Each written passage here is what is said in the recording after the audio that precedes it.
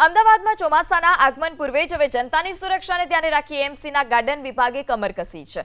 વરસાદી સિઝનમાં તેજ પવન અને વાવાઝોડાને કારણે વૃક્ષો અથવા ડાળીઓ ધરાશાયી થવાની અનેક ઘટનાઓ બનતી હોય છે, જેમાં અનેકવાર નાગરિકોના જીવનું જોખમ પણ ઊભું થાય છે। આ વર્ષે આવી હોનારત અટકાવવા માટે એએમસી દ્વારા શહેરભરમાં સર્વે હાથ ધરવામાં આવ્યો। સર્વેમાં સામે આવ્યું કે શહેરના વિવિધ વિસ્તારોમાં 560 વૃક્ષો અત્યંત ભયજનક અવસ્થામાં છે, જ્યારે 4374 વૃક્ષોની ડાળીઓ તાત્કાલિક ટ્રીમ કરવાની જરૂર છે। સૌથી વધુ જોખમ ઉત્તર પશ્ચિમ ઝોન, ગોતા, થલતેજ, બોડકદેવમાં જોવા મળ્યું। એએમસીના ગાર્ડન વિભાગે ઝોન વાઇઝ ટીમો બનાવી આ જોખમી વૃક્ષો અને ડાળીઓ હટાવવાની કામગીરી યુદ્ધના ધોરણે શરૂ કરી દીધી છે। માત્ર ઉત્તર પશ્ચિમ ઝોનમાં જ 275 વૃક્ષો જોખમી છે।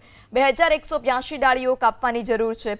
કોર્પોરેશનનો લક્ષ્યાંક છે કે પ્રથમ વરસાદ પડે તે પહેલા તમામ જોખમી ડાળીઓનું ટ્રીમિંગ પૂર્ણ કરી લેવામાં આવે, જેથી કોઈપણ જાનહાનિ કે મિલકતને થતું નુકસાન ટાળી શકાય।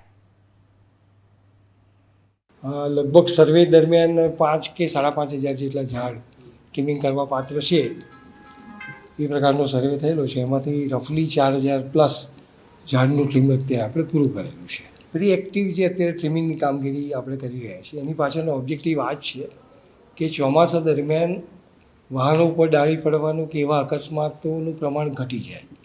અને બીજું, જે રોડ બ્લોકેજ થતા હોય, મોટા પાયે જો વૃક્ષોને ડાળીઓ પડી જતી હોય રોડ ઉપર, તો એ જે રોડ બ્લોકેજના જે પ્રશ્નો છે એ પણ આ રીતે પ્રી મોન્સૂન એક્ટિવિટી કરવાથી એ પ્રમાણ આપણે ઘટાડી શકીએ। અલબત્ત જ્યારે વાવાઝોડા સાથે વરસાદ થતો હોય ત્યારે અમુક ડાળીઓ પડવાની અને ઝાડ પણ અમુક જેના રૂટ સિસ્ટમ ખોવાઈ ગયું હોય, નબળી પડી ગઈ હોય એ પડી શકે, પણ થોડું પ્રોએક્ટિવલી આ રીતે કામ કર્યું હોય તો ચોમાસામાં આ ઘટનાઓ થોડી ઘટાડી શકાય।